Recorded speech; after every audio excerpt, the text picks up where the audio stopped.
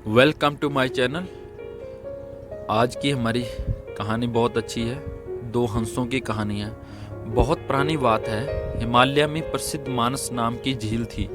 वहाँ पर कई पशु पक्षियों के साथ ही हंसों का एक झुंड भी रहता था। उनमें से दो हंस बहुत आकर्षक थे। दोनों ही देखने में एक जैसे थे, लेकिन उनमें से एक राजा था और दूसरा सेनापति। राजा का नाम था धृतराष्ट्र और सेनापति का नाम था सुमुखा। झील का नज़ारा बादलों के बीच में स्वर्ग जैसा प्रतीत होता था। उन समय झील और उनमें रहने वाले हंसों की प्रसिद्धि वहां आने जाने वाले पर्यटकों के साथ देश विदेश में फैल गई थी।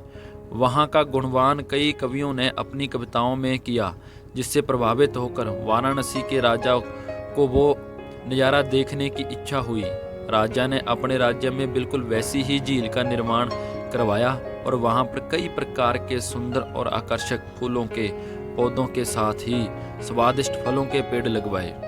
साथ ही विभिन्न प्रजाति के पक्षी पक्षियों की देखभाल और उनकी सुरक्षा की व्यवस्था का आदेश भी दिया।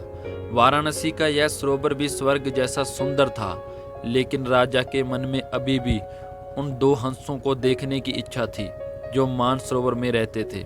एक दिन मानसरोवर के अन्य हंसों ने राजा के सामने वाराणसी के सरोवर जाने की इच्छा प्रकट की, लेकिन हंसों का राजा समझदार था। वह जानता था कि अगर वो वहां गए तो राजा उन्हें पकड़ लेगा।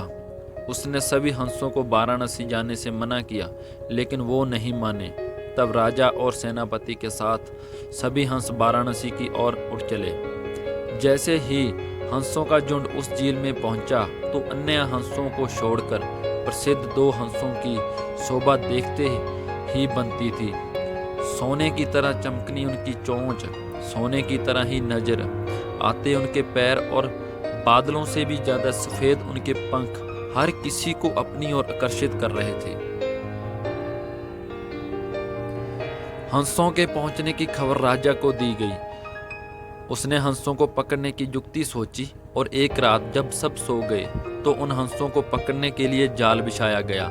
अगले दिन जब हंसों का राजा जागा और भ्रमण पर निकला तो वह जाल में फंस गया। उसने तुरंत ही तेज आवाज में अन्य सभी हंसों को वहां से उड़ने का, अपनी जान बचाने का आदेश दिया। अन्य सभी हंस उड़ गए, लेकिन उनका सेनापति सुमुखा और स्वामी को फंसा देखकर उसे बचाने के लिए वहीं रुक गया। इस बीच हंस को पकड़ने के लिए सैनिक वहां आ गए। उसने देखा कि हंसों का राजा जाल में फंसा हुआ है और दूसरा राजा को बचाने के लिए वहां खड़ा हुआ है।